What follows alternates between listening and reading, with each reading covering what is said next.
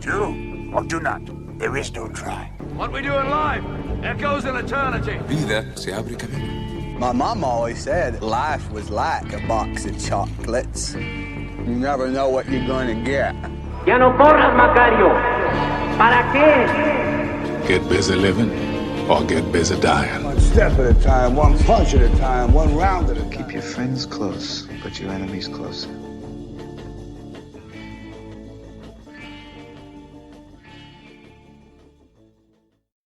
Hola, chavos, chavas, chaves. Buenos días, buenas noches, cualquiera que sea el tiempo en el que nos escuchen. Bienvenidos a Cinéfilos, su programa de cine y filosofía favorito, obviamente. Y bueno, el día de hoy nos encontramos aquí, Caro. Hola. Hola, ¿qué tal a todos los escuchas? Isaac. Hola a todos, ¿qué tal? Y el Rafita. Buenas, buenas. Y bueno, aquí su servidora Sharon, mucho gusto. Y bueno, el día de hoy ya hablaremos de la película Moonlight.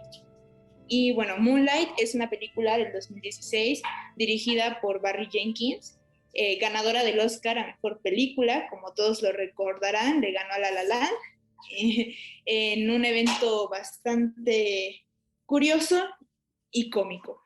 Bueno, no tan cómico para algunas personas, pero esa es otra historia. Ahora, hoy nos toca hablar de Moonlight. Moonlight nos narra la historia del pequeño Chiron y cómo va madurando hasta su adultez. Nos muestra sus problemas de identidad, siendo un joven afroamericano que tiene problemas debido a la comunidad donde vive, sus relaciones familiares y su sexualidad. A lo largo de la película, Chiron irá explorando qué es lo que significa ser él y tendrá que tomar una decisión respecto a qué decide ser. ¿A ustedes les gusta la película? ¿No les gusta? ¿Qué opinan? Bueno, a mí me encanta la película. Perdón, Isaac, creía que ibas a hablar. Pero bueno, a mí me encanta la película. Creo que sí fue la legítima ganadora del Oscar en ese año, a pesar de la controversia. Sí se lo merecía. Y pues me parece muy interesante porque normalmente vemos historias de la comunidad afroamericana que se desarrollan en el hood, muy tipo gángster, o sea, o que basan su historia en torno a la violencia, ¿no? Y a pesar de que esta historia también se basa o tiene su principal argumento en torno a la violencia, no es la línea principal. Y eso es lo que diferencia muy bien a Moonlight de toda esta camada de películas, que en verdad es una película más personal, más honesta en cómo retrata a la comunidad LGBT, a mi parecer, y pues más real, ¿no? O sea, sin tanta cosa espectacular o pues no sé, o sea, yo siento que es una muy buena película, pero no sé, ¿qué digan mis compañeros? Yo igual pienso que es una gran película, más que nada porque creo que todos tenemos cosas que nos gustan del cine en particular, ¿no? Así como puede que a algunos les guste más la música, que recuerde más los scores y así, pero para mí lo que más me gusta del cine es los planos y las decisiones por las cuales hacen ciertas escenas como son, y Moonlight es una pinche masterclass en eso, la verdad. En Moonlight aprendí demasiado en las decisiones de planos y me parece que es una película muy, muy, muy bien hecha para ser tu segunda película, que es la de Jenkins. Pero, por ejemplo, los planos que te dan al inicio con ¿cómo se llamaba? Con Juan, ¿no? El dealer. Con Juan te da los típicos planos, ¿no? De Bad Boy, de este güey tiene respeto, ¿no? Te dan lo que mencionaba Rafa, que es muy distinto, porque pues, sí te empiezan a dar el contexto de que, ok, sí es una película que se va en el hood, pero ya sabemos que hay en el hood, no te lo necesito mostrar de nuevo. Entonces empiezan introduciéndote a Juan con los planos que te dicen cómo es Juan, te lo hace todo smooth, de que él tiene respeto, él es alguien al que miras arriba, ¿no? Y después te cambian los planos contra Chiron en pequeño, ¿no? que es un plano totalmente alocado, de que lo están persiguiendo, de que no sabe qué hacer con su vida, de todo afuera de él está distorsionado, ¿no? Todo se mueve muy rápido para él, que no lo comprende. Y este tipo de juegos de plano que pasan a lo largo de la película son una de las cosas que hace que me guste tanto esta película en cuanto a este. Ya después de la narrativa podría decir más cosas que no me gustan personalmente, pero eso no lo hace menos esta película. Es una película increíble. A mí algo que sí reconozco de la narrativa, que digo, sí, como dice Isaac, sí, pues al final la experiencia cuenta y al final, por mejor hecha que esté, pues sí puede llegar a tener por ahí sus dotes en donde se llega a notar que efectivamente es una película que la hizo una persona que apenas va empezando con su carrera. Yo creo que tiene bastantes cosas rescatables y más que nada eso es porque, bueno, a mi parecer, la verdad es que no conozco como tal la vida del director, pero lo que yo alcancé a percibir es que es una película muy honesta, muy, muy, muy honesta. O sea, no trató de retratar nada exagerado ni nada como, ni siquiera puedes decir que tratara de ponerse en una postura arbitraria, no, yo creo que tuvo una manera muy, muy, muy real de mostrarte pues cómo se mueve la vida prácticamente en ese tipo de ambientes que pues, en este caso lo vamos a reducir simplemente a la palabra hood, ¿no? Porque, por ejemplo, pues, en lo que decía Rafa, pues yo me ponía a pensar mucho, hay un montón de películas, por no decir que puede ser que todas, que tratan este tema del hood, en donde sí romantizan mucho la violencia, donde sí no solo la romantizan, sino que incluso pues la ponen como de, pues güey, o sea, si la violencia es algo inherente en un hood y prácticamente no puedes huir de ella dentro del hood, pues ya mejoras que sea algo pues casi admirable, ¿no? Y eso de repente pues llega a caer muchísimo en cuestiones que a los ojos de otras personas incluso puede llegar a perpetuar ciertos estereotipos, en este caso con respecto a la raza negra, que justamente perjudican a estas personas porque todo el mundo los empieza a tener como, no, pues si eres negro de a fuerzas eres violento, ¿no?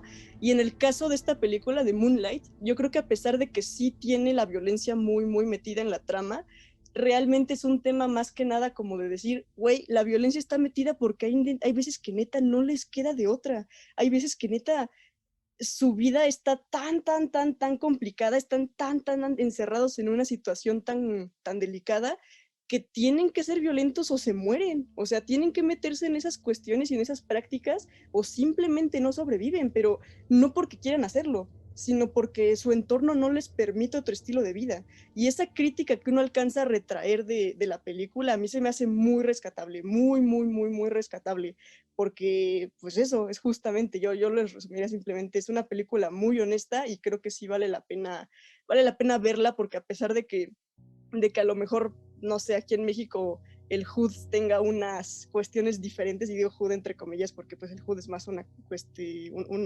entorno que se vive en Estados Unidos, sin duda sí te hace reflexionar sobre muchas cosas de por qué la gente a veces termina en la necesidad de meterse en ese tipo de prácticas que son tan criticadas, tan cuestionadas o que se toman por fuera de, pues en simples palabras, pues tan ilícitas, ¿no? Cuando la realidad es que la gente no llega y lo hace solamente porque por el romanticismo de ser violento, sino porque a veces no les queda de otra.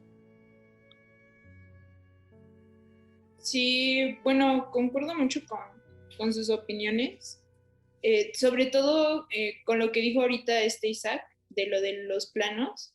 Yo, bueno, tengo una historia con esta película, pero cuando salió, bueno, antes de que saliera en el cine y así, yo estaba como que muy obsesionada con eso de los guiones y entonces me leí el guión primero antes que la película. Y entonces, o sea, el guión por sí mismo también pienso que es una obra de arte y hace cuenta que leyendo desde el mero inicio que empieza con todo este rollo de Juan, comprendes a Juan con los primeros diálogos, igual comprendes a Chiron que se queda callado y luego comprendes a Teresa y luego a Kevin y todos los personajes, o sea, son hermosos simplemente con los diálogos, ¿no? Y yo con el guión solito como que ya había quedado enamorada.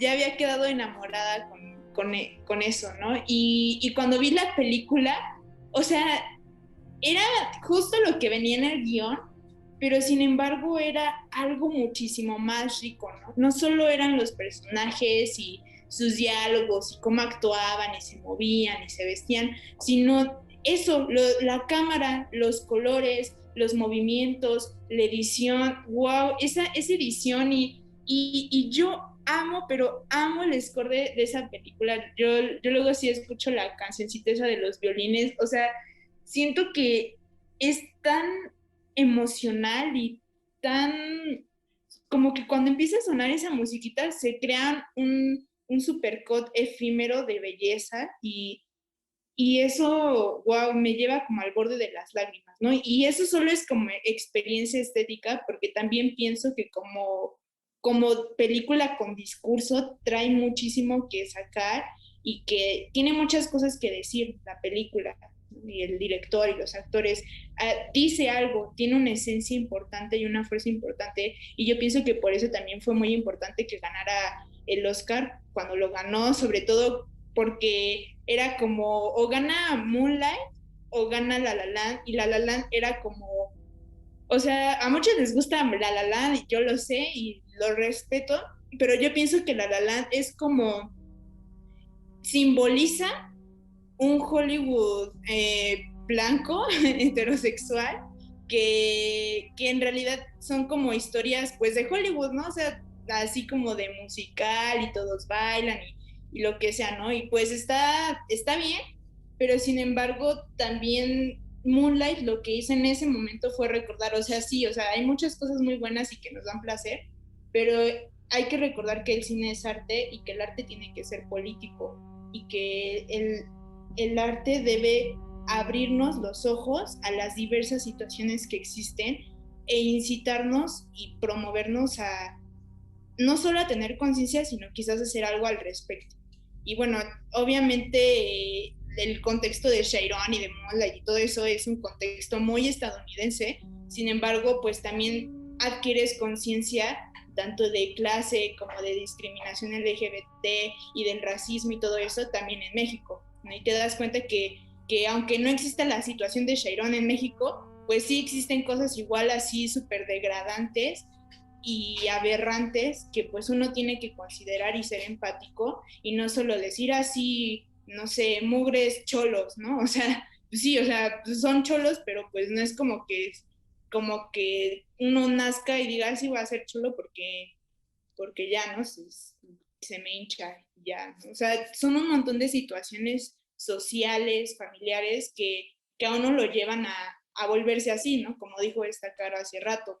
Y bueno, quizás esa es la otra parte que no me gusta tanto de la película, que creo que a veces sí raya mucho en la victimización y no es pornomiseria la película, pero como que siento que de repente trae unos tintes así y eso no me gusta, pero sin embargo, pues siento que eso lo compensó mucho con el rollo de hasta el final, de bueno, pues es que tú puedes decidir amar y no sé, cambiar, quizás ser diferente y como que intentar salir del estereotipo, aunque pues sí, la verdad es que sí es como muy injusta haber nacido como en circunstancias así. Entonces, todas esas discusiones a mí se me hacen muy interesantes y muy valiosas y relevantes para el momento en el que salió la película, que todavía siguen siendo pues relevantes. Y sí, también todo el asunto de la identidad, de saber quién es uno, ¿no? Chiron intentando como descubrir, pues, qué quiere hacer con su vida. A mí me encanta la escena cuando está con Juan y ya después de que le enseña a nadar, ya le dice, bueno, pues tú vas a tener que decidir un día quién vas a ser, ¿no? Y ya después, al final, pues, con Kevin, cuando se reúne con él en su casa, pues ya como que le vuelve a repetir lo mismo, ¿no? Con palabras diferentes, pero le repite lo mismo. Y bueno, la última toma de él bajo la luz de la luna siendo azul, siento que es uno de los momentos más bellos del cine. Y sí, definitivamente esa película está dentro de mi top 10 de películas por siempre. Y aparte, justo eso que dices de la última escena, Me gusta porque no es como que sea una escena aislada, la estuvieron preparando, ¿no? Esas luces no fueron así de, bueno, mira, ya dijimos que los negros se ven azules, entonces vamos a poner la escena y se ve bonita y todo. No, queda con las luces que se han trabajado en la película, y eso creo que también es una gran decisión. Por ejemplo, las luces rosas que contrastan con cuando está la mamá gritándole a Chiron, es un contraste enorme en la vida. Y es que tocaste tantos temas, por ejemplo, que la película trabaja también el score. El score a mí también me encanta porque te trae violines, te trae música clásica a sentirte una sensación de paz cuando todo le está saliendo mal a Chiron, cuando se siente tan, no sé, como disrumpido en su entorno. Te dan esa sensación de paz con el score, y eso se me hace hermoso y una gran decisión, ¿no? Porque en sí, aunque claramente es un discurso de parte del LGBT, me gusta que no es un mensaje tan forzado, no es un mensaje, porque incluso nunca incitan a que Chiron es gay porque así es el personaje, sino simplemente te muestran a un niño confundido que quizá ni siquiera es gay, pero lo hacen pensar que lo es, incluso antes de que él lo sepa. ¿Cómo vas a hacer que un niño sepa esas cosas? Bueno, o sea, ¿cómo vas a decidir que el niño es gay cuando él ni siquiera sabe qué es? Cuando le pregunta a Juan qué es un faggot, o que su madre dice, ¿ya viste cómo camina? Pues qué tal y así aprendió a caminar.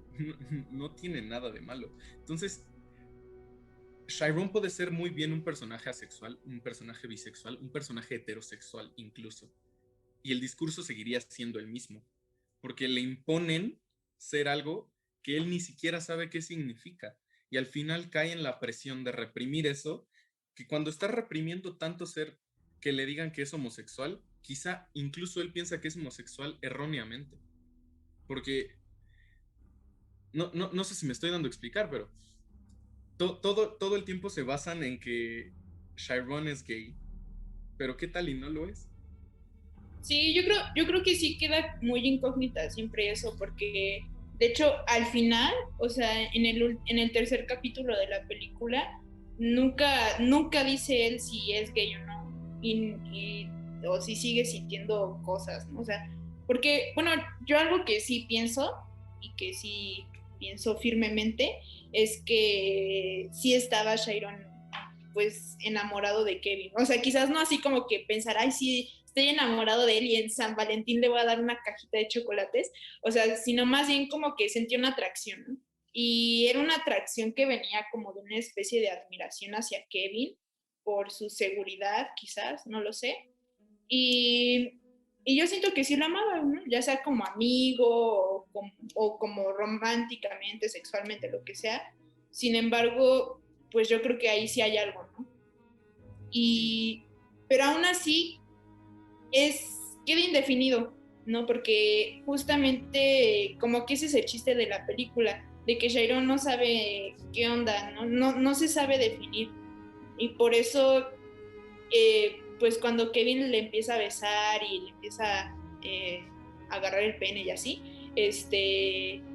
pues Chiron se deja porque pues en realidad sí lo quiere, ¿no? Porque sí siente atracción hacia Kevin, pero tampoco es como que esté seguro, ¿no? De sí quiero esto, no quiero esto, sí me identifico como gay o me identifico como nada, como que incluso hasta luego ni siquiera se hace la pregunta seria él mismo, ¿no? Es más bien como, pues seré lo que tenga que ser y ya. Exactamente, y aparte después de cuando ya crece en el tercer acto, le dice a Kevin que es el único hombre que lo ha tocado. Entonces eso claramente denota que Chiron todo ese tiempo ni siquiera se ha preguntado nada sobre su sexualidad, e igual en el momento que se reencuentra con Kevin vuelven a usar la melodía del viento de cuando estaban en la playa, pero eso no es que signifique que siente una atracción amorosa o una atracción sexual por Kevin. Eso es simplemente que Chiron está volviendo a un momento donde se sentía liberado, ¿no? Como en el momento cuando estaba con Kevin en la playa. Sí, bueno, retomando un poco lo que decías de Chiron, y un poquito en desacuerdo con la idea de un poquito de... Bueno, no me acuerdo de quién, pero de algunos que esta película no, o sea, solo habla un contexto, ¿no? Yo siento que al revés, yo siento que no solo puede hablar a un contexto como el de nosotros, como mexicanos, sino que le habla a todas las personas. A lo que me refiero es que cuando o sea, por ejemplo, nosotros como hombres siempre tenemos que, pues, tomar una fachada de tipos duros, ¿no? Y eso para mí es lo más rescatable de la película y por lo que se me hace súper inteligente que haya un cambio actoral a lo largo de la película. Porque, pues, tienes que poner esta fachada de ser este tipo fuerte y rudo, a pesar de que en realidad eres una persona sensible y que también anhela el amor, ¿no? Y eso para mí es el discurso más poderoso de Moonlight. El hecho de que a pesar de ser pues una persona amorosa, una persona pues que anhela ser tocado como Little, a pesar de todo eso tuvo que deshacerse de esa personalidad y reemplazarla por esta imagen de gángster que aprendió inclusive de la única figura paterna que tuvo, que fue Juan. Y pues eso es pues para mí lo más poderoso y lo más triste y lo que te destroza en verdad el corazón de la película, ¿no? Que el hecho de que pues Chiron tuvo que cambiar para adaptarse al mundo, ¿no? Que tuvo que incluso que dejar su sexualidad, y para mí eso es pues destroza tu corazón, ¿no? Fíjate que diste en algo que justo ahorita estaba pensando, es que eso es un punto clave, porque yo creo que, bueno, no yo creo, o sea, es que sí, está muy explícito. La película te la dividen en 3 partes, que son esto del capítulo 1, Lil, capítulo 2, Chiron, y capítulo 3, Negro, ¿no? Te lo dividen en esas 3 partes por algo, o sea, eso no está de la nada, eso no está nada más por el simple hecho de ponerte una línea del tiempo, no está simplemente por hacerte ver la vida de Chiron en 1 hora y media y ya, no, eso está por algo, y ese algo yo ahorita me estaba poniendo a pensar, o sea, al final lo que dice Rafa es muy cierto, o sea, la película puede ir dirigida prácticamente a cualquier persona, o sea, realmente sí tiene temas que le conciernen de alguna u otra forma a todos, o sea, que tienen forma de tocarte por el simple hecho de que lo que trata es justamente el tema de la identidad, y el tema de la identidad no como término vago de, ay, sí, yo soy esto, o yo me identifico con esto, o a mí me gusta esto, no, el tema de la identidad en el sentido de que muchas veces, yo por ejemplo tengo pues como muy marcado esto de que a todo el mundo le preguntan quién eres y tienden a responder con su nombre, ¿no? Y yo siempre me quedo pensando, es que yo no soy mi nombre, o sea, pero al mismo tiempo lo que yo soy no se define con una sola cosa, o sea, tiene muy metido este discurso que pues, de alguna manera trata de transmitirte que una persona tiene muchísimas facetas, o sea, no solamente somos un cuerpo, no solamente somos nuestra orientación sexual, no solamente somos nuestro color de piel, no solamente somos el entorno en el que nacimos, somos un conjunto de todo eso, y al final eso termina abonando a nuestra identidad, pero desgraciadamente en muchos casos, como en el caso de la película, entre lo que la sociedad de alguna manera te presiona a hacer y entre lo que tú sientes en tu interior, así que como entre lo que tu corazón grita que quiere salir, pues se van generando justamente este tipo de discrepancias internas en las que ya uno personalmente llega y dice, bueno, es que neta, ¿quién soy? ¿No? O sea, a mí por un lado me dicen que soy un marica y luego le pregunta a alguien qué es un marica y me encanta esa frase, por cierto, de un marica es la palabra que usan para que un gay se sienta mal, ¿no? Y entonces justamente de aquí viene como, ay, entonces soy gay, o sea, y dicen como, no, pues todavía no tienes que decidir, o sea, este tipo de cosas hacen un juego increíble, que al final te hacen meterte mucho en la vida de Chiron, como en este tema de, bueno, sí es cierto, que entonces quién es, porque, y de eso te hace meterte en él, porque de alguna manera creo que todos estamos sujetos a pasar por ese tema, o sea, todos estamos sujetos a pasar por esta cuestión de, bueno, sí es cierto, ¿quién soy yo? O sea, digo, ya véanme nada más a mí con mis 1000 apodos que llego y me pongo y me presento con uno diferente cada vez que hablo con alguien.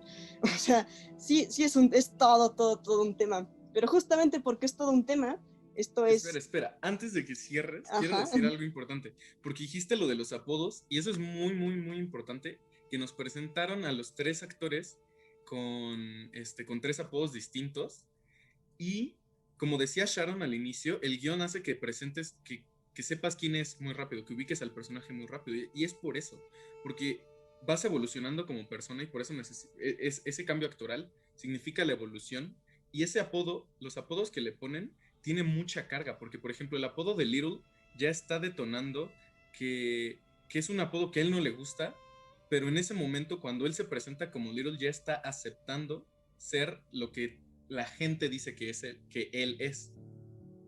Entonces eso me parece algo muy importante para llevarlo hacia la segunda parte y conectarlo con Freud. Así que, Caro, danos el honor de cerrar esta parte, por favor. Sí, por supuesto, es que quedó muy bien conectado, pero pues sí, efectivamente, como hay mucho de qué hablar con este tema de la identidad, nos concierne en la siguiente parte hablar sobre el malestar de la cultura, escrito por Sigmund Freud, pero pues ya ahondaremos en eso en los siguientes 20 minutos. No se desconecten, sigan sintonizando Cinéfilos. Y estamos de vuelta en Cinéfilos para esta segunda parte donde hablaremos sobre el malestar en la cultura. El malestar en la cultura es un ensayo de psicología social escrito por Sigmund Freud y es reconocido como uno de los libros más relevantes de este mismo. Sin duda es su texto más filosófico y en este caso vamos a hablar de que el malestar de la cultura... Ay, qué pedo, estoy leyéndolo todo mal.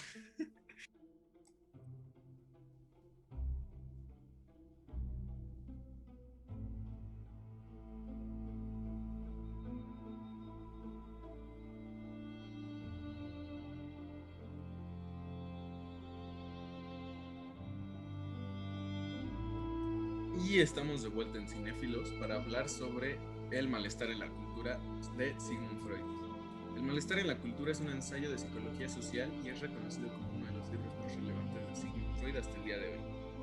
Es sin duda su texto más filosófico.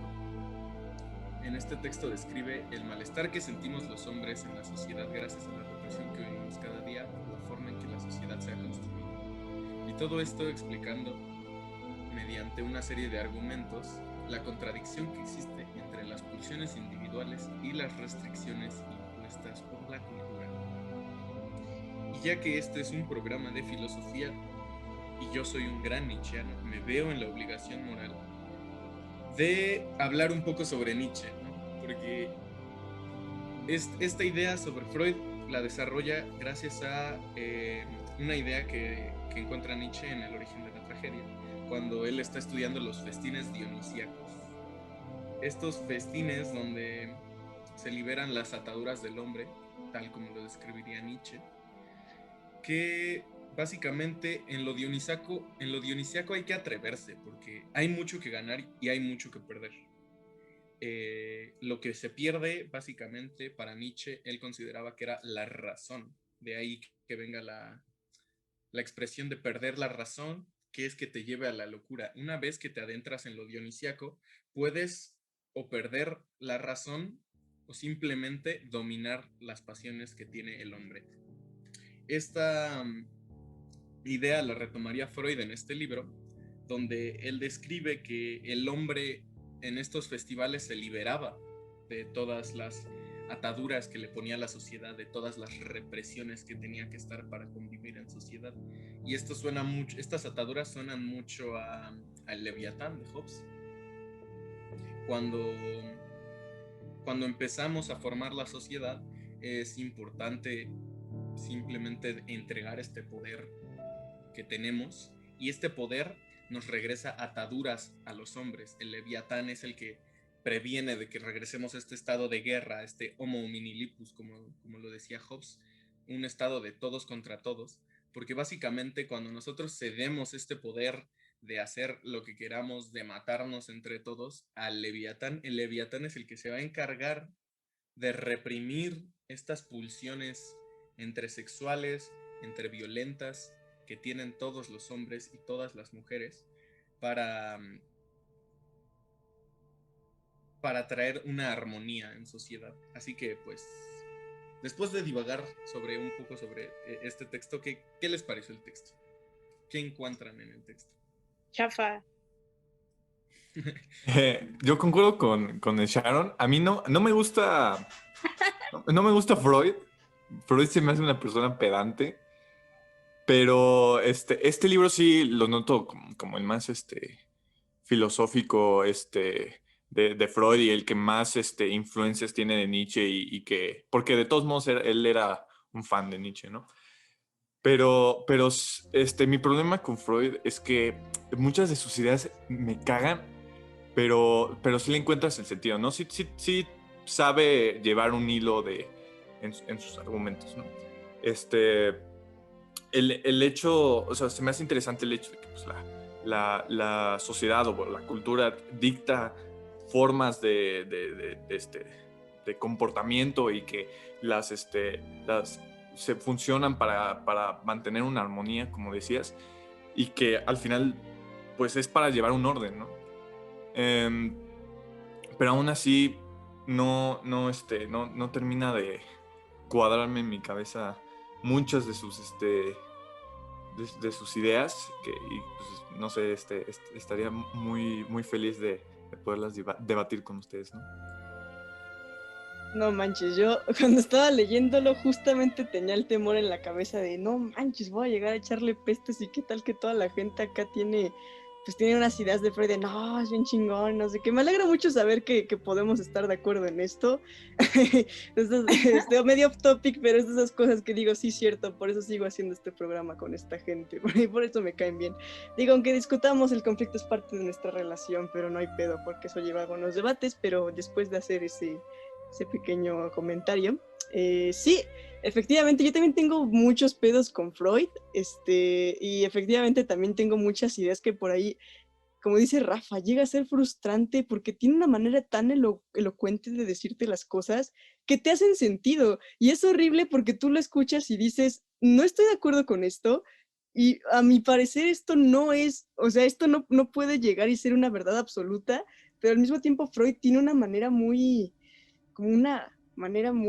directa de llegar y encajarte sus ideas en tu subconsciente y de alguna manera mientras lo lees te hace sentir que es cierto, ¿sabes? Ya cierras el libro y luego lo cuestionas todo y dices, no tengo por qué quedarme solamente con esos estudios, ¿no? O sea, hay un montón de otras cosas que incluso llegan y pueden llegar a contradecir a Freud, ¿no? Pero, y vaya, en este tema de el malestar de la cultura, que como bien dicen es su texto más filosófico, pues yo creo que es el que justamente se presta más a debatirlo, justamente por eso, ¿no? Por ser texto filosófico más que sí un ensayo de psicología o de cualquier otro tema más científico. Pero sí, no, yo creo que mi mayor pleito con Freud es todo este tema de, bueno, resumiendo todos los comentarios que llega a hacer, no solo es que reduzca todo a sexo, o sea, porque literal todo lo quiere ver desde el punto de vista del sexo, sino también que el único sexo válido es el masculino, y no hay más, párale de contar, o sea, luego tienes estos comentarios que de alguna manera, a veces más sutil que otras, te hace entender que la mujer es prácticamente un hombre físicamente reprimido, como un hombre cortado, como un hombre que no se desarrolló bien y por ende es un ser inferior. O sea, es como que dices, güey, no mames, o sea, literalmente te está diciendo, no, la mujer es como un complemento del hombre, ¿no? O sea, te está diciendo de manera como científica y elegante la misma ideología de la Iglesia Católica en este caso, ¿no? De que la mujer salió de la costilla de Adán y que pues por eso la mujer viene a ser como una parte que sale del hombre justamente, y no sé, a mí me genera muchísimos pleitos toda esa concepción de género que luego llega y está súper, y no de género, ya de sexo más bien, que está súper metida en todo su discurso, pero pues sí, será interesante debatir eso y muchas otras cosas más. Bueno, sí, pues yo tampoco seré la excepción a la regla, a lo que ya dijo Rafa y Caro. Yo la verdad quizás suene muy exagerado, pero la verdad creo que sí es de las peores cosas que he leído en mi vida. Fue simplemente una experiencia demasiado terrible y cada segundo que leía esa cosa era un suplicio, pero pero bueno, al menos ya me quité la espinilla de que luego es como que uno se queda con ideas y prejuicios de autores sin ni siquiera leerlos. Entonces, bueno, yo ya había escuchado muchas cosas negativas de Freud y siempre toda la gente que eran como mamadores de Freud, siempre era como gente que decía, esta gente me da cringe, ¿no? Y pues siempre me habían dicho, ¿no? Que decía cosas bien misóginas y bien locas y bueno, ¿no? Aparte su biografía personal y que era como que acá bien narcisista y que si no eran su amigo, él hizo como una asociación y todos tenían que traer estos anillos de que eran leales a él y no, o sea, ya un montón de cosas que digo, ¿qué onda con este tipo? Pero bueno, no, como que intenté despejarme de todos esos prejuicios y me adentré a leerlo, pero no, o sea, desde el inicio no podía creer nada de lo que decía porque siento que no sustentaba nada. Muchas cosas que decía las decía como por sus huevos y no porque se sintiera que fueran de fuentes confiables, ¿no? Y no sé, me frustraba mucho que quisiera llevar como sus argumentos y sacar como el recuento histórico de dónde vienen esos argumentos y esas ideas y así, y como que se notaba que admiraba a Nietzsche y que quería ser como Nietzsche y jugarle al filólogo o no sé qué, pero le salía mal porque no decía cosas que fueran como que muy comprobables.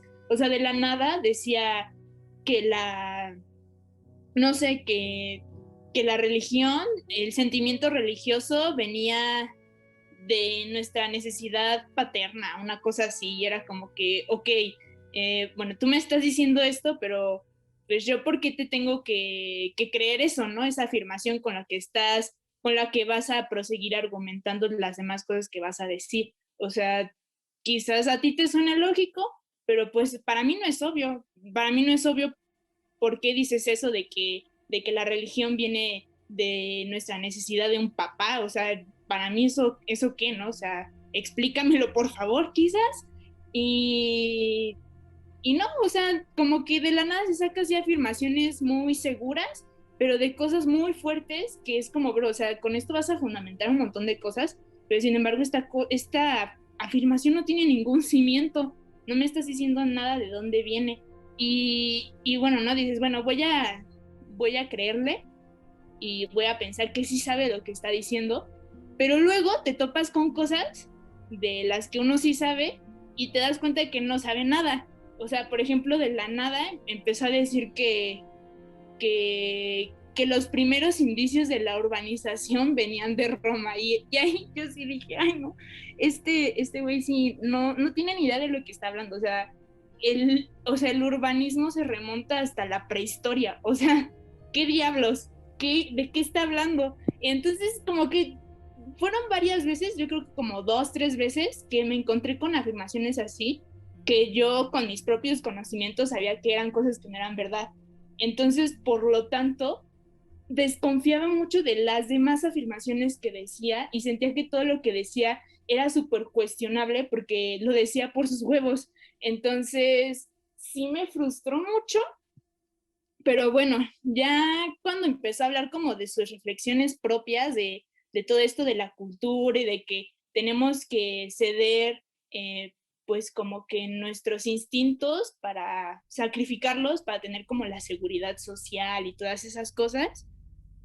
Y digo, bueno, eso sí, o sea, sí me hace sentido, pero justo me hace sentido porque es una cosa que ya he escuchado 1,000,000 de veces, empezando por lo que dijo Isaac, ¿no? O sea, es una idea que ya viene desde Hobbes, desde un montón de cosas, ¿no? Es como, pues en realidad no siento que me estés diciendo nada nuevo. Y de hecho él lo dice muchas veces en el libro, no estoy diciendo nada nuevo, entonces es como, bro, entonces, ¿qué estamos haciendo aquí? ¿Tú qué haces escribiendo este libro? ¿Y yo qué hago leyendo este libro? Fue algo muy frustrante, pero bueno, ya no estoy en esa pesadilla de leer ese libro, ahora estoy en el sueño de criticarlo y es fabuloso.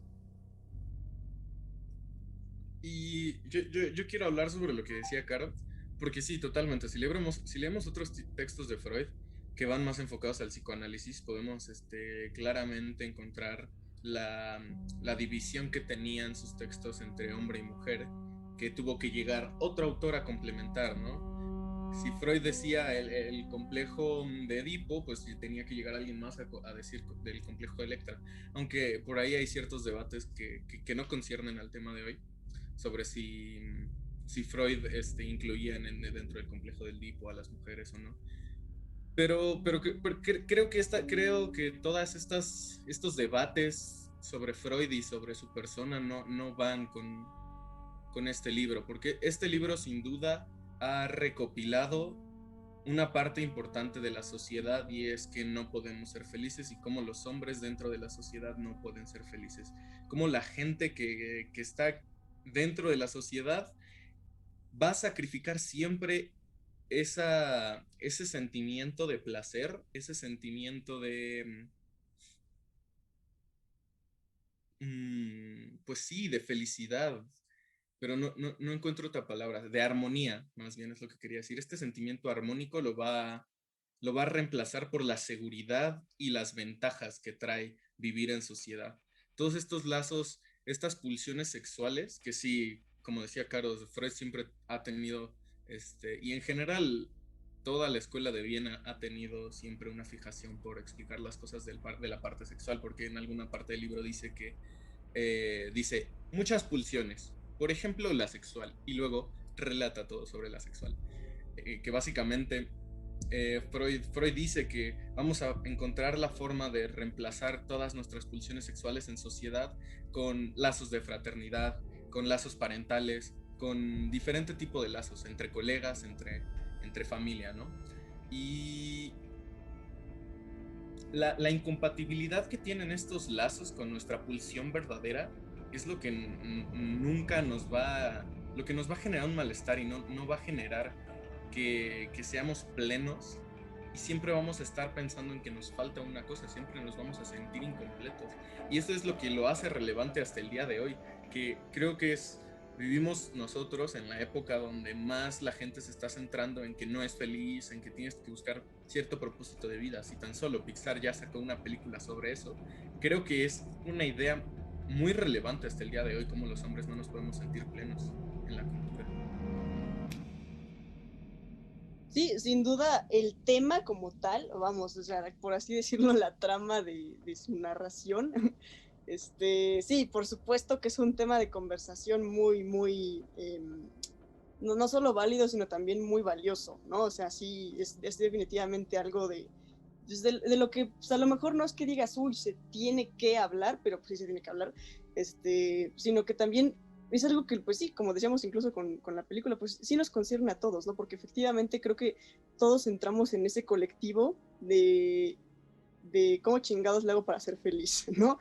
O sea, tengo este ideal, tengo esta, pues, por así decirlo en términos vagos, este objetivo, pero mi entorno no me permite llegar a él, o ni siquiera hablamos del entorno a veces social, sino las posibilidades que tengo a mi alcance no me permiten llegar a él, o las reglas sociales o las pautas que uno debe seguir de acuerdo a cómo pues va a ser que como se acordó en la cultura en la que se vive, no me permiten que sea legal que lo que sea, ¿no? O sea, vamos, siempre encontramos esa barrera como con nuestra felicidad, pero no sé, o sea, digo, sí, entiendo que es una cuestión de seres humanos, pero pues volviendo al tema de la cuestión de lo sexual y de que todo lo aborda desde el punto de vista sexual y este tema, digo, no, ya desde el simple hecho de que uno vea cómo, si todavía existe gente que para referirse al ser humano como un colectivo lo llama el hombre, pues en ese tiempo pues obviamente era muchísimo más frecuente que llegara alguien y le llamara al colectivo humano hombre, ¿no? Porque pues dentro de cómo se empezó a construir el humanismo, pues justamente para responder a qué era ser humano, pues empezaron a surgir estas definiciones de sí, pues casi el humano es hombre, blanco, heterosexual, y todo lo demás es la otredad, ¿no? Y Freud sin duda tiene muy marcado eso. Entonces yo me quedaba pensando y digo, ok, si esta persona me está queriendo plantear este malestar de la cultura como algo que está en todos los seres humanos, y yo lo voy a decir así como seres humanos, ¿en dónde queda realmente el malestar que concierne a ese género que le llama la otredad, y no me voy a conformar con lo que dice creo que en su capítulo 4, de, ay, sí, la mujer se queda con el hombre porque una vez que el hijo es separado de su seno materno, siente que le falta una parte y entonces busca complementar esa inconclusividad, no sé cómo se diga, esa parte inconclusa que siente quedándose con la figura masculina. O sea, ese tipo de temas son los que yo digo, a ver, aguanta, o sea, tú estás explicándome un montón de cosas cognitivas en términos de la humanidad, pero se ve muy claramente que lo estás orientando hacia el sexo masculino. O sea, sí tiene una manera muy, pues muy completa de alguna forma de decir todo lo que implica este malestar y lo que quieras, pero muy completa solo desde la perspectiva masculina.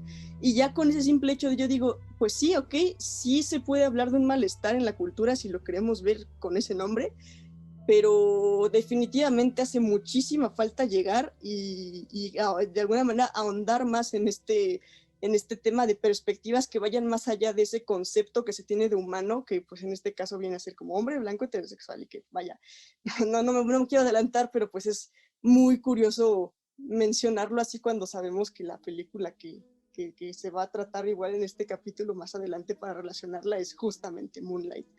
Entonces, no sé, yo sí tengo mucho mis rollos ahí de género y de ese tipo de cuestiones muy, muy incrustadas, y no me permite leer a Freud como un tema general, porque sé que él no lo está abordando de una manera genérica para todos los seres humanos, está excluyendo a algunos como si fueran una otra edad.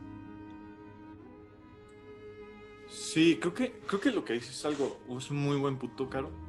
Aunque yo también relaciono mucho la problemática que plantea Freud en su texto, como la relaciono mucho con la problemática budista, ¿no? De que el problema es el deseo, ¿no? Que sentimos. Pero en cambio en este texto Freud lo relaciona más con las frustraciones, ¿no?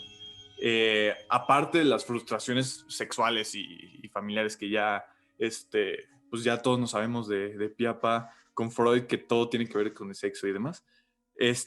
También yo creo que lo puedes aterrizar muy bien en frustraciones laborales, frustraciones de relaciones interpersonales, frustraciones, pues no sé, como quieras, ¿no?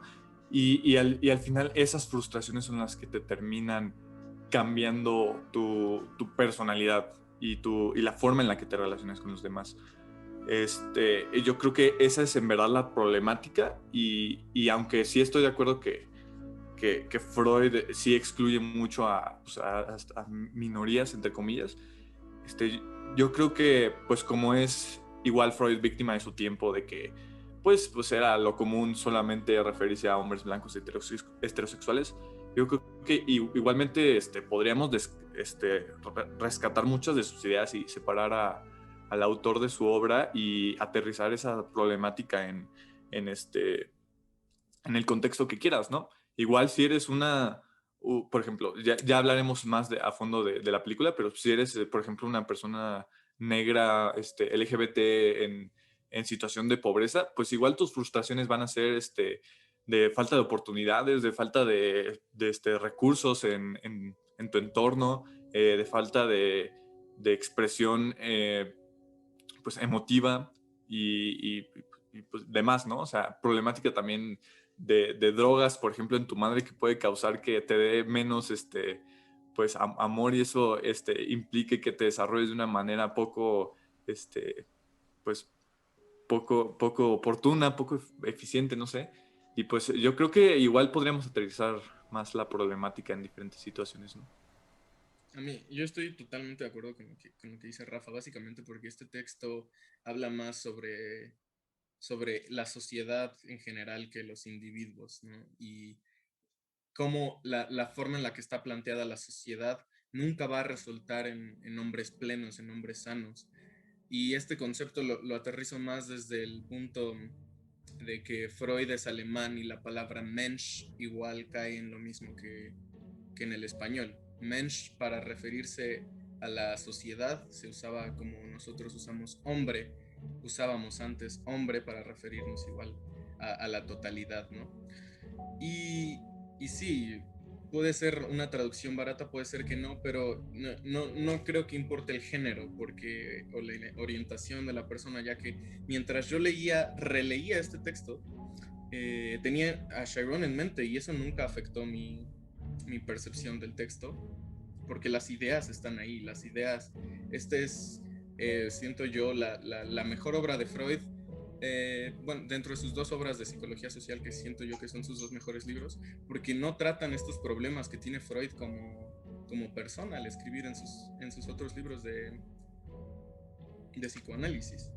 Y me parece muy importante toda esta idea, porque a mí, yo como un gran nietzscheano, siempre tengo en mente la idea del superhombre, del Übermensch. Y este superhombre es básicamente la continuación que tiene Freud aquí. Freud dice que esta sociedad nunca va a poder tener Übermensch. ¿Por qué?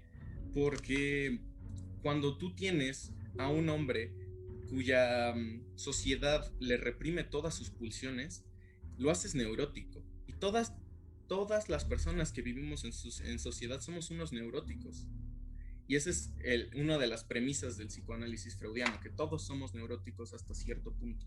Y que esto nos desarrolla a todos ciertos trastornos, ya sea que empiecen o no de lo sexual, ya eso lo definirán las siguientes escuelas del pensamiento psicoanalítico, pero la felicidad y esta búsqueda que tiene el humano por la felicidad nos hace neuróticos, porque nunca vamos a alcanzar la felicidad en sociedad.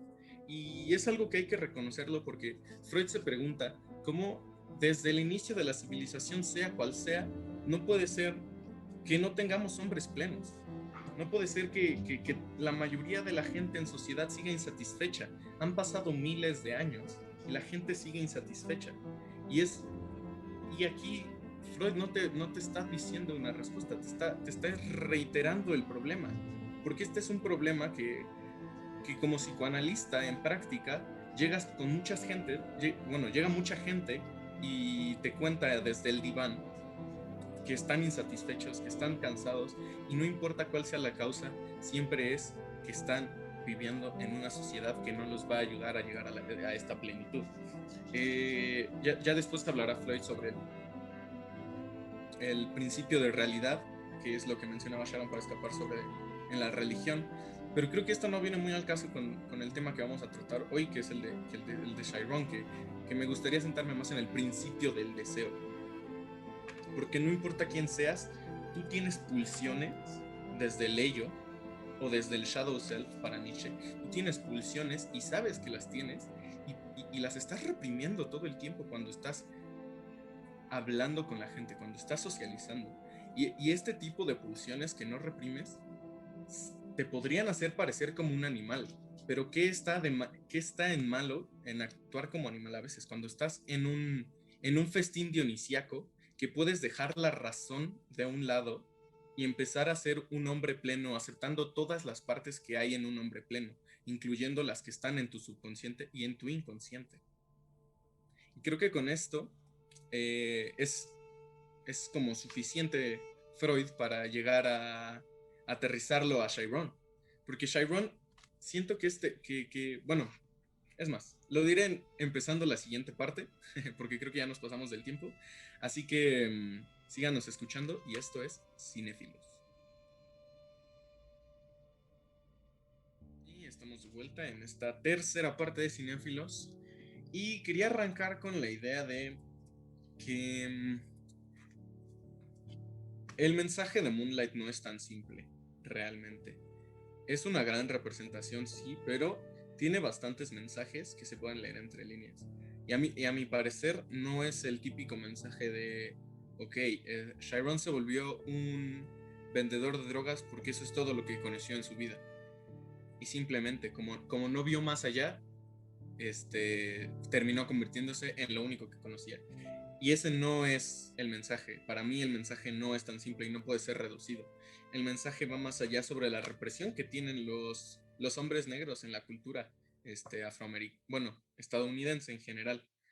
Porque los hombres negros, como ya mencionamos, les recae más este estereotipo descriptivo, porque hay estereotipos para todas las razas allá en Estados Unidos y en todas partes del mundo hay estereotipos para todas las razas, pero siento que ninguno los tiene tan descriptivos como las minorías. Las minorías son las que tienen los estereotipos más descriptivos, porque puedes decir, ay, sí, las Karen son un estereotipo de mujer blanca, sí, pero los estereotipos de las minorías negras en específico son los que siempre los van a describir, que no importa si no eres violento, siempre tienes que ser de menos lo que es como actuar rudo, ¿no? Entonces tienen entre su parte mala, entre su parte buena, y siempre, y eso me parece que es como la forma en la que te los imponen, que hay estereotipos que son malos, como uno, ser violento, pero ya está glorificado el estereotipo de que los negros siempre tienen que actuar tough,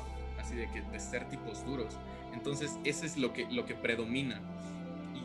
Y cuando no caes sobre estos estereotipos, al final de cuentas terminas reprimiéndote, que es lo que hace Chiron, y terminas siendo una persona que no es, y reprimiéndose cada día de su vida, tratando de ser alguien que él no es, porque es lo que nos dan a entender desde las primeras dos partes de la película. Chiron no es el tipo duro, Chiron no entra con los demás.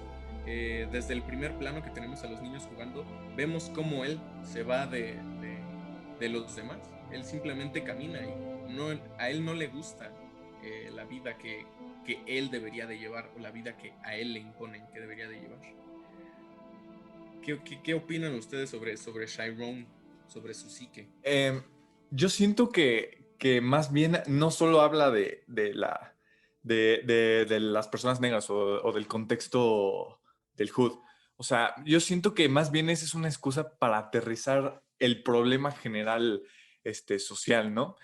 Y creo que esto lo plantea muy bien o lo da a entender muy bien por la forma en la que están desarrollados los tres actos y por el hecho de cambiar actor. Porque, pues, para mí esa es la forma más clara que pudieron, y más poética visualmente, que pudieron representar cómo la sociedad o cómo tu contexto te moldea. Cómo de pasar a ser un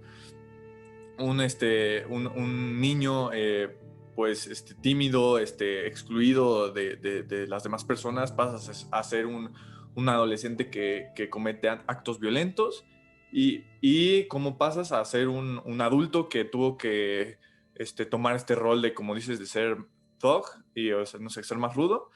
Y pues sí, no, o sea, eso es para mí, o sea, es más una excusa el hecho de que fuera en ese contexto que para que solamente definir ese contexto.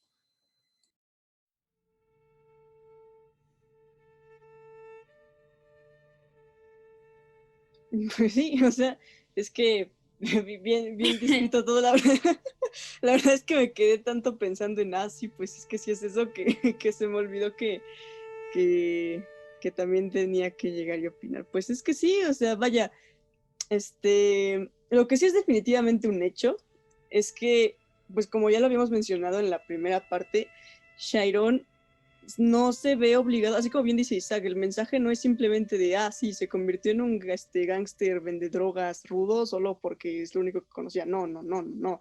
Y de hecho yo creo que sería una completa blasfemia llegar y asumir que ese fue el mensaje, porque toda la película te lleva por una trama que tiene justamente la intención de demostrarte, oye, ¿sabes qué? La gente no llega y se convierte en estas cosas por cuestiones tan superficiales como lo que conocen, o como lo que les imponen, o como lo que les llamó la atención, porque luego incluso se tiende a pensar mucho esto de, sí, es por moda, o es que pues porque quieren hacerse sentir cool o algo así, ¿no? El típico estereotipo de, digo, en este caso lo voy a generalizar más con adolescentes, el típico estereotipo que luego tienen mucho las personas adultas con los adolescentes de, sí, se drogan y se meten cosas nada más porque quieren encajar con su sociedad, ¿no? Y no, va mucho más allá de eso, y hablando particularmente de Moonlight, pues sí, efectivamente, ya es una cuestión más de su entorno lo obligó a recurrir a ese tipo de prácticas, a ese tipo de, o sea, de meterse en ese ambiente, porque vaya, ya lo habíamos dicho, si no lo hacía, no sobrevivía. O sea, aquí entra incluso en juego, ya relacionándolo un poco con Freud, entran en juego unas cuestiones de que a veces, muchas veces lo social, el contexto social en el que vivimos y todas las cosas que el entorno nos impone, y no solo nos impone, sino que espera de nosotros como personas que somos parte de ese entorno, se contraponen mucho tanto con nuestra forma de ser personal, o sea, nuestras aspiraciones personales que pueden llegar a salirse de ese estereotipo, como a veces incluso con nuestros instintos, con nuestra naturaleza inherente de ser humano en términos pues primitivos, por así decirlo, porque vamos, a lo que voy con esto es, Chiron no se convirtió en un gángster vendedrogas porque simplemente dijera, pues ya ni modo y se resignó. No. O sea, eso también va muy, muy de la mano con un hecho de que pues Chiron tenía que sobrevivir, o sea, tampoco es como que llegara y despreciara su vida y dijera, sí, ya me voy a suicidar, porque no fue lo que hizo, y definitivamente su aspiración en este caso fue, pues si tengo que sobrevivir en este entorno en el que me tocó nacer, pues tengo que, vaya, o sea, en palabras muy mexicanas, pues tengo que demostrar que también soy un chingón, pero un chingón en el término chingón de lo que se tenía con todo el colectivo en el que le tocó desarrollarse. Entonces ya entran en juego un montón estas cuestiones de no solamente es la sociedad, no solamente es la cultura, no solamente es el entorno, y no solamente son los terceros cercanos a ti, sino también esta contradicción que existe muchas veces entre esos factores y los factores que son de tu persona, tanto por psique como por instintos. Y pues ahí es cuando entran justamente es cuando entra la importancia de decir, sí, efectivamente, Moonlight ni siquiera es simplemente una película que tenga la intención de llegar y enseñarte cómo la sociedad lo obligó a volverse así, sino que también va mucho más allá, va mucho más profundo, y en el hecho de que literalmente tienes que llegar y meterte en Chiron para entender toda la vastedad de situaciones que tienes que tomar en cuenta para saber por qué su vida terminó declinando en ese estilo de llevarla, ¿no? O sea, por qué pasó, como dice Rafa, de ser un niño chiquito que todo el mundo buleaba a ser un tipo grandote, así súper mamado que vendía drogas y que se le ponía el tiro a todo el mundo porque tenía que ser rudo, ¿no? Entonces sí, hay mucho que analizar, por supuesto, en el mensaje, completamente de acuerdo con eso. Sí, bueno, yo Sharon, pienso que el mensaje de Moonlight es que, bueno, no, o sea, no tanto como debes o tienes, sino que quizás como que nuestra mejor salida es pues simplemente ser auténticos, aunque todo sea muy opresivo a nuestra verdadera esencia, ¿no? Y bueno, o sea, yo siento que la película es una situación muy específica de Chiron pues dentro de su barrio, dentro de que pues es una persona negra, pues que es LGBT, todas estas cosas. Es como algo muy específico.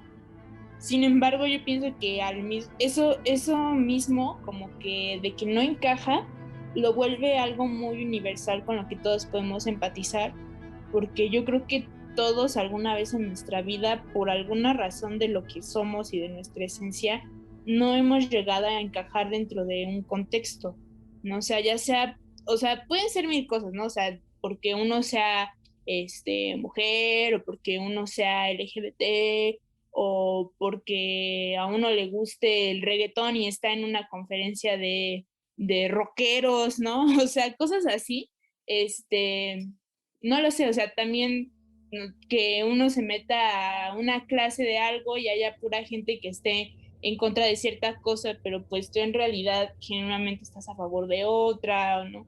Que vas a una cena con familiares y dicen cosas, no sé, de un político que no te parecen, y entonces como que ahí ya no encajas, y a veces son cosas muy como que, bueno, ¿no? O sea, de un día al otro pueden cambiar, pero hay otras que siempre están contigo y que tú verdaderamente sientes que son parte de lo que te hacen tú.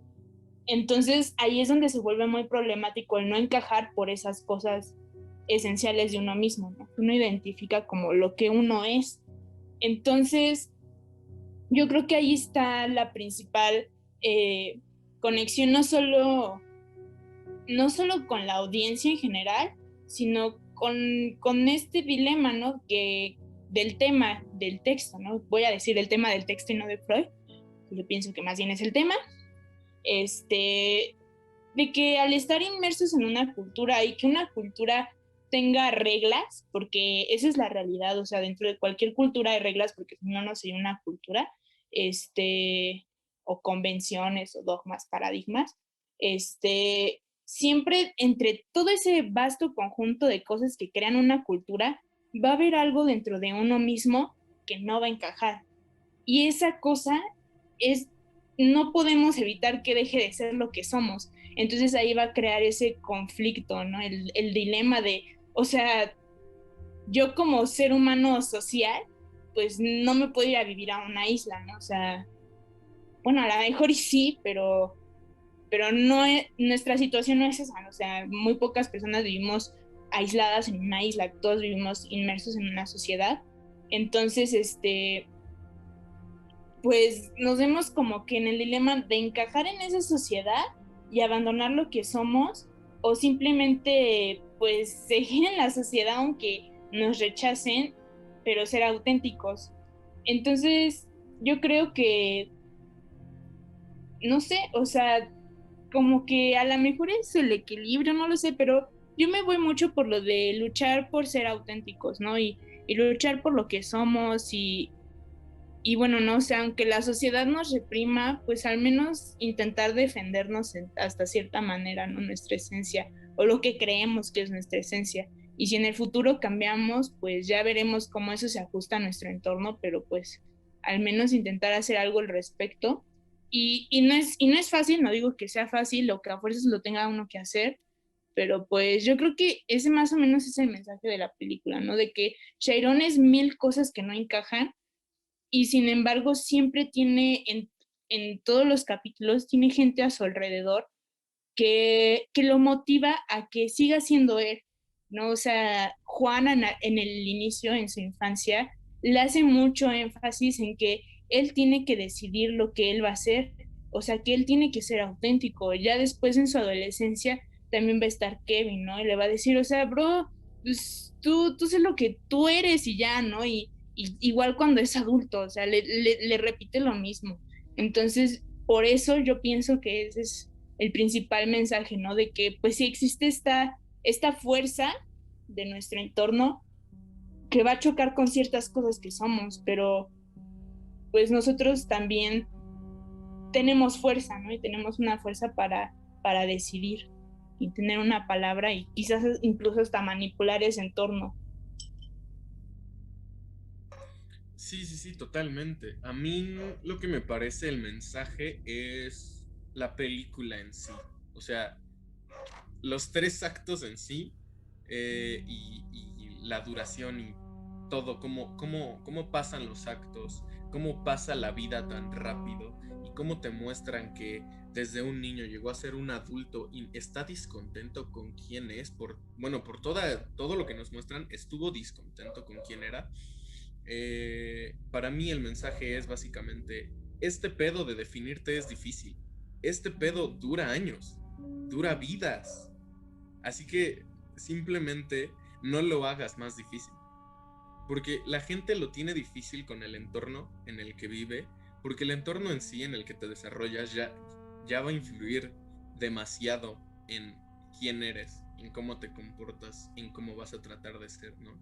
En cuáles son tus aspiraciones o lo máximo a lo que intentes llegar, o incluso hay ciertas personas que su entorno define lo máximo a lo que van a llegar, o totalmente lo contrario, ¿no? El odio a tu entorno define que quieres salir de ahí. Entonces llega a muchas ambiciones. La cosa es, el entorno ya define suficiente de tu persona como para que los demás sigan interfiriendo en que tú te definas como tu persona. Y es lo que hace tan difícil con Chiron, porque por ejemplo, él ya tiene una situación jodida, ¿no? Por ejemplo, crecer en un barrio pobre es muy difícil para tu desarrollo.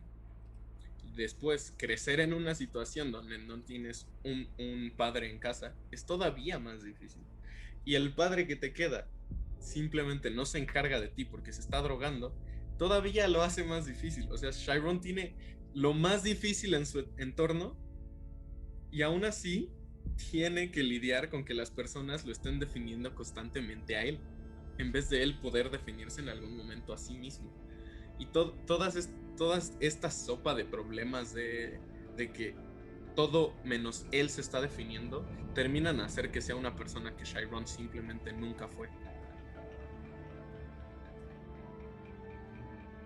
Sí, de hecho sí, igual, de hecho yo lo veo también como por la contraparte justo de ese tema, porque al final, al final pues siempre, de alguna manera, en cada capítulo de la película, Kevin juega un papel muy importante, tanto en la vida como en la misma identidad de Chiron.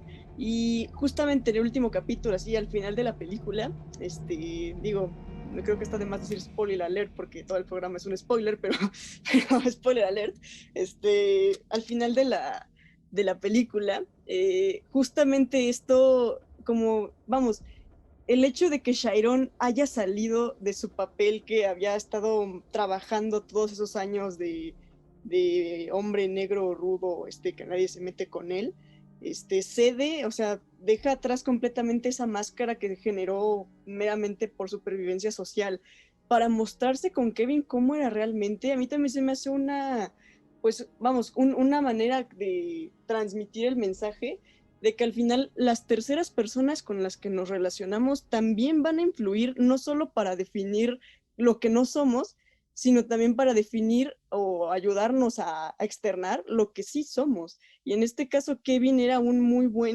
buena palanca de Chiron, justamente para mostrarse como él era, y pues por eso al final tiene de alguna manera este valor de mostrar vulnerabilidad y decirle, es que ¿sabes qué? Tú eres la única persona que me ha tocado, nadie más me ha tocado en toda mi vida desde que tú lo hiciste, y ya han pasado un montón de años, ¿no? Y Kevin, a pesar de que sus vidas han cambiado un montón y de todo esto, ya de inicio pues tuvo el interés de llamarle, ¿no? Pero a pesar de que estaba una persona que él veía como un ajeno, allá después de todos los cambios que tuvo en su casa, reconoció ese Chiron, que él sabía que era el Chiron real, porque igual hay que tomar en cuenta que toda la plática que tuvieron en su restaurante estuvo diciéndoles que no eres tú, y cuando por fin reconoce el Chiron, que él sabía que era Chiron, lo acoge de la misma manera que lo había acogido hace unos 20, 30 años. O sea, está ahí muy también implicada la idea de, sí, la sociedad va a definir un montón de cosas que tú no eres y te va a presionar para que lo seas, pero al mismo tiempo van a existir otras cuestiones o otros factores externos que te van a ayudar y te van a impulsar a sacar ese verdadero tú. Entonces está ese juego de las dos partes, ¿no? Tanto cómo puede llegar a perjudicar tu identidad y hasta cómo puede llegar a hacer justamente lo que la impulsa, ¿no? Lo que la ayuda a salir. Ya como mero comentario final en este programa dije, voy a poner mis 3 apodos en cada una de las 3 partes, porque estamos hablando de identidad y es muy curioso porque justamente hay gente que llega y dice, y que no es una falta de identidad llegar a identificarte con 3 formas en las que te pueden llamar, y yo digo, pues no, porque yo no soy mi nombre. O sea, yo creo que es mucho, para mí personalmente es una forma mucho más sincera de demostrar mi identidad, diciendo, yo me identifico con estas maneras para que puedas llegar y decirme así, que con el nombre que me dieron mis papás, que ni siquiera escogí yo. O sea, yo estoy teniendo la capacidad de decir, yo me identifico con este nombre. Y vaya, esa es mi opinión personal, y lo hice realmente como de, yay, sí, hay que hablar de identidad, hay que demostrarlo. No sé si en el, no recuerdo si en el video salen los nombres, pero si no, ahí los agregaremos. Ahí los agregaremos en la descripción, sí. O algo así. Y bien lo decía, no me acuerdo si lo decía Freud, pero bien decía alguien que cambiamos siempre, somos personas diferentes conforme pasan los años, ¿no? Sí, de hecho esto hasta se expresa en el póster. Y además somos personas completamente diferentes dependiendo del entorno en el que estamos, ¿no? O sea, no creo que ninguno de nosotros sea igual como es aquí que como es con su familia, o como es con no sé, su pareja, o como es con sus amigos, ¿no? Entonces. Sí, y bueno, yo también, para cerrar, quería retomar algo que dijo Caro, ya sobre el final de la película, de que Chiron como que se vuelve sincero y se abre con Kevin al final. Y Y eso es justamente lo que yo pienso que es súper fabuloso del final, o sea, que lo hace un final increíble, ¿no? Bellísimo, de que la última toma, ¿no? De Chiron en la playa, niño,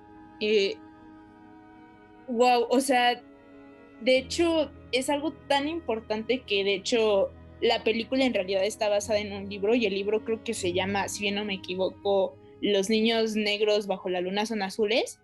Entonces, o sea, si ese es el título del libro, yo creo que es una frase muy importante que remarcar de la película, de que, bueno, o sea, Juan le explica, ¿no? Que cuando él vivía en Cuba y era niño, estaban jugando todos los niños bajo la luz de la luna y entonces, pues una señora, obviamente cubana, les dijo, ay, qué chistosos los niños, ¿no? Porque los niños negros bajo la luz de la luna se vuelven azules. Y entonces, bueno, quizás me la estoy fumando mucho, lo estoy sobreinterpretando, pero mi interpretación de eso es de que, o sea, bueno, como raza negra, por su color de piel, están sometidos a muchísimos prejuicios. Y esos niños jugando bajo la luz de la luna, como que se desligan, se desencadenan de todos esos prejuicios y se vuelven azules, ¿no? El color azul de la luna se vuelve en su momento en el que ellos están viviendo, se vuelven ellos mismos.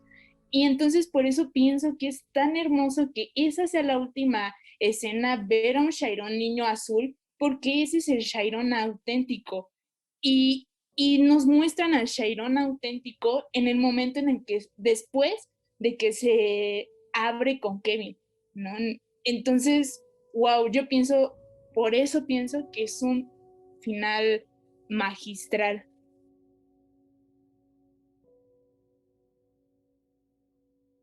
Pues sí, en efecto, así es.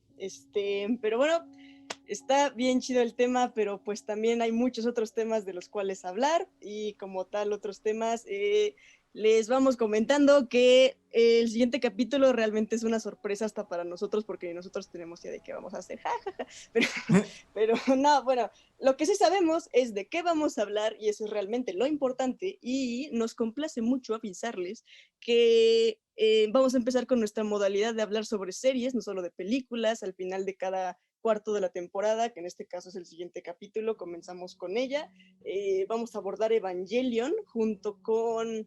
Todavía estamos indecisos, todavía no sabemos abordarlo desde varios temas.